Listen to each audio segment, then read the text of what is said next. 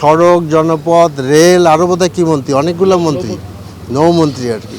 তো উনি যে কথা বলছেন সেটা আমাদের গোটা জাতি হতভম্ব হয়ে গেছে এবং এটা পরিষ্কারভাবে দেখা যাচ্ছে উনি চাঁদাবাজিকে বৈধতা দিয়েছেন এবং এটার দ্বারা কালকে আমরা বুঝতে পারছিলাম যে এবার দ্বিগুণ উৎসাহে চাঁদাবাজি শুরু হবে।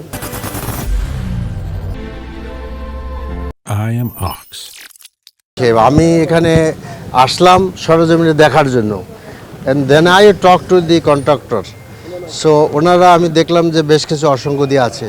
প্রথম কথা হলো কাজের বিবরণী উনি এখানে প্রদর্শন করেন নাই, যার ফলে আমার মতো সকলেই দেখতে পারতেন আসলে এখানে কাজের বিষয়টা কি ছিল সেটা হয় না। এখানে এসে দেখলাম যে আসলে এখানে যারা যে খোয়া ব্যবহার করা হয়েছে এটা বাহ্যত খোয়া না। আপনি দেখেন ওদিকে যেখানে ক্যামেরাটা আছে, দেখেন খেয়াল করে দেখেন, সেখানে বড় বড় আদলা ইট দিয়ে রাখা হয়েছে। এটা তো কম্প্যাকশন ভালো হবে না, তাদের কাজের কোয়ালিটি যে খারাপ হবে তা স্বাভাবিকভাবে বোঝা যাচ্ছে আর কি। এরপরে এনভায়রনমেন্টের দিকে তারা মোটেই খেয়াল করেন নাই।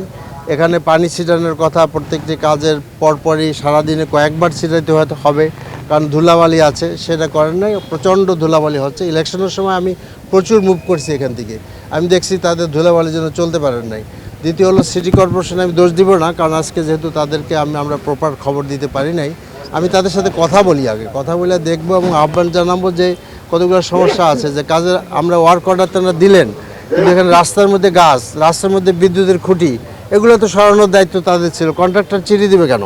এটা তার রাস্তা ক্লিয়ার করে দিবে কাজ করার জন্য। এবং সিটির পক্ষ থেকে যারা তত্ত্বাবধানে আছেন, ইঞ্জিনিয়ার যারা, দোজ হু আর মানে যারা দায়িত্বে, দে শুড কাম, আসা উচিত, দেখা উচিত এবং তাদেরকে বিল দেওয়ার আগে এটি নিরূপণ করতে হবে যে কাজ প্রপার হয়েছে কিনা। কন্ট্রাক্টরের নাম কি? রাস্তার দুই পাশ অলরেডি দখল, প্রচন্ড গাড়ি ঘোড়া, নিয়মিত জ্যামবাদী এলাকায়। আর চাঁদাবাজি আপনি বলেছিলেন যে বন্ধ করার চেষ্টা করবেন, গতকালকে আজকে দেখলাম প্রকাশ্যে, এটা আমার চোখের সামনে হয়েছে, গাড়ি থেকে চাঁদা আদায় করা হচ্ছে এবং সেটি দিয়ে জোর করে টাকা আদায় করে রসিদ দিয়ে। আপনি যখন এমপি নির্বাচন করবেন তখন বলেছিলেন চাঁদাবাজি এবং এই রাস্তাগুলো দখলমুক্ত করার জন্য আপনি ব্যবস্থা করবেন। বিশেষ করে 24 নং ওয়ার্ডে প্রচুর পরিমাণে অবৈধ গাড়ি। আচ্ছা, প্রথম কথা হলো যে এটা আপনার কই কন্ট্রাক্টর সাহেব কই, ইঞ্জিনিয়ার সাহেব কই? আপনি এক রাস্তা করে কাজ করেন না কেন? না, আপনি তো ওইটাকে করবেন এইভাবে যে একটা রাস্তা খোলা রাখবেন যাতে করে লোকেরা চলতে পারে। আপনি একসাথে দুইটা বন্ধ করে দিয়েছেন কেন? না, খোলা তো ভাই কাজের পরে খোলা করছেন, কিন্তু একসাথে দুইটা শুরু করছেন আপনি। না, আমাদের ভালো উদাহরণকে আমাদেরকে অনুসরণ করতে হবে। আপনি তো বেস্ট ইঞ্জিনিয়ার, ইনোভেটর। আপনি যদি এক রাস্তা করতেন মানুষের ভোগান্তি হইতো না, ভোগান্তি কম করতো। আর যে কথা আপনি বলছেন আমাদের সড়ক, জনপথ, রেল, আরও বোধহয় কী মন্ত্রী, অনেকগুলো মন্ত্রী, নৌমন্ত্রী আর কি। তো উনি যে কথা বলছেন সেটা আমাদের গোটা জাতি হতভম্ব হয়ে গেছে এবং এটা পরিষ্কারভাবে দেখা যাচ্ছে উনি চাঁদাবাজিকে বৈধতা দিয়েছেন এবং এটার দ্বারা কালকে আমরা বুঝতে পারছিলাম যে এবার দ্বিগুণ উৎসাহে চাঁদাবাজি শুরু হবে। হয়েছে তাই। এখন এটা তো আমার মনে হয় যে প্রাইম মিনিস্টার দেখা উচিত, তার ক্যাবিনেটের একজন মন্ত্রী যদি চাঁদাবাজিকে উৎসাহিত করেন তাহলে জাতি তো খুব নিরুৎসাহিত হবে। এবং আমি মনে করি যে উনি মানে অ্যাজ আর্লি অ্যাজ পসিবল ওনার ব্যাখ্যা থাকা উচিত, সরকারের ব্যাখ্যা থাকা উচিত। সরকার এই ব্যাখ্যা না দেয় বা এটা উইথড্র না করে, আমরা ধরে নেব এটা সরকারেরই মানে একটা ব্যাখ্যা যে এই আপনার গাড়িতে আপনার পরিবহন শ্রমিকরা, মালিকরা যেসব চাঁদা নিচ্ছেন সেগুলা চাঁদা না আর কি।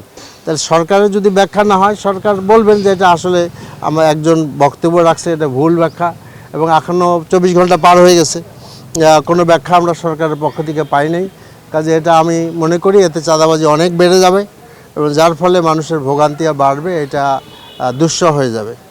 আপনি কি করবেন?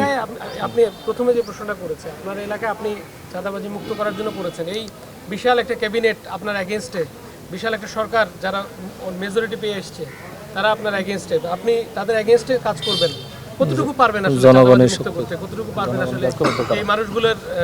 না, প্রথম কথা হলো যে কেউ এগেনস্টে কেউ না। দেয়ার যে ক্যাবিনেট যেখানে 350 জন সংসদ সদস্য থাকবেন, তো এখানে আমরাও পাবো, মহিলাদের মধ্যে 11 জন থাকার কথা আমাদের, তো 11 বা 13।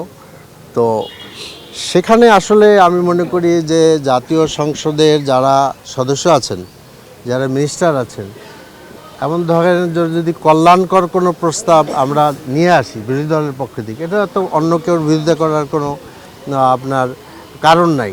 কারণ এটা কল্যাণ হলে জনগণেরই কল্যাণ হবে। এবং আমরা যারা এমপি নির্বাচিত হয়েছি, আমাদেরকে তো এই দেশের আপনার সব, যেমন এই আসনে 3,33,000 প্লাস ভোটার, এমনকি 3,33,000 ভোটার তো একজনকে ভোট দেয়নি, এবং ভোট কানেক্ট মানে এখানে কাস্টিং কিন্তু 1,20,000 22,000 সামথিং, বাকি লোক আছে। এবং এই যে আপনার এই যে ঢাকা 12 আসনে অনেক লোক বাস করে না, অনেক লোক বাস করে, তাদের সংখ্যা অনেক বেশি, তো 5-7 লোক বাস করে। কাজে সুবিধা অসুবিধা সবারই, সুবিধা হলে সবার সুবিধা, অসুবিধা হলে সবার অসুবিধা। আমি ইতিমধ্যে এখানে যারা আরও 2 জন নিকটতম প্রতিদ্বন্দ্বী ছিলেন, আমাদের সাইফুল আলম নীরব ভাই এবং সাইফুল হক সাহেব, 2 জনের সাথে কথা বলেছি। আমি প্রকাশ্যভাবে বলেছি যে আমি কোনো দলের এমপি না, এখন আমি সব জনগণের এমপি। আমার দৃষ্টিতে আপনার এই এলাকার কাজ করা, এলাকার উন্নয়ন করা, এলাকার থেকে ইভিল দূর করে দেওয়া, এইটা আমাদের সকলেরই কাজ। আমি ওনাদের সহযোগিতা চেয়েছি, আপনাদের সহযোগিতা চাচ্ছি। আমি মনে করি যে একটা সোশ্যাল অ্যাওয়ারনেস ডেভেলপ করা দরকার আমাদের, যেটা আমাদের কারণ বাজার কেন্দ্রিক আছে। এটা আসলে অনেক দিনের পুঞ্জীভূত একটি সমস্যা, এবং আমাদের রন্ধে রন্ধে সমস্যা আছে। Many of the people are involve all this things, don't think যে এটা একদিনই সব কিছু হয়ে যাবে।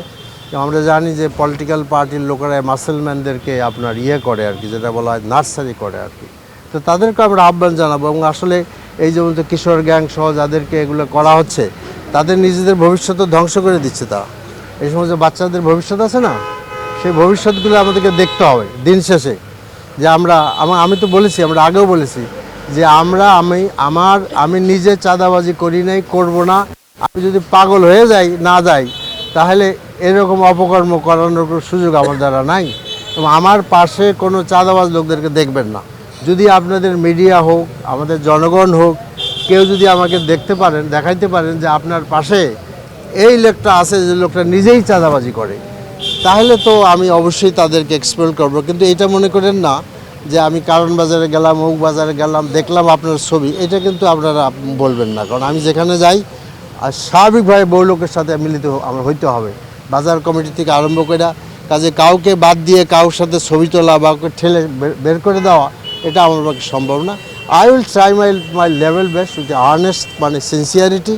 এবং ইনশাল্লাহ আমি চাচ্ছি যে আমি আনবো আর কি, এটার মধ্যে একটা পরিবর্তন আসবে। আমরা কারণ বাজার ব্যবসায়ীদের এক দফা বসছি সবার সাথে, আবার রমজানকে কেন্দ্র করে বসবো। তাদেরকে আমি রিকোয়েস্ট করতে চাচ্ছি যে তারা যেন জিনিসের দাম কমে, আর বিশেষ করে লেবুর দাম অনেক বেশি। আমি নিজে তো লেবু কিনি নাই, সাধারণত আমি লেবু রমজানের শুরুতে কিনি না আর কি। কারণ এটা আসলে অনেক দিনের পুরাতন সমস্যা, আমাদের দ্রব্যমূল্যের ঊর্ধ্বগতি। এটার বেসিক দায়িত্ব সরকারের, আমরা সরকারের অংশ না। কিন্তু যেহেতু এই এলাকাতে আমি এমপি নির্বাচিত হয়েছি, এই এলাকার জনগণকে প্রতিনিধি হিসাবে আমার চেষ্টা আমি করে দেবো। আপনাদেরকে অনেক ধন্যবাদ, আর রোজার দিনে কষ্ট করেছেন এর জন্য আরও বেশি ধন্যবাদ। আসসালামু আলাইকুম।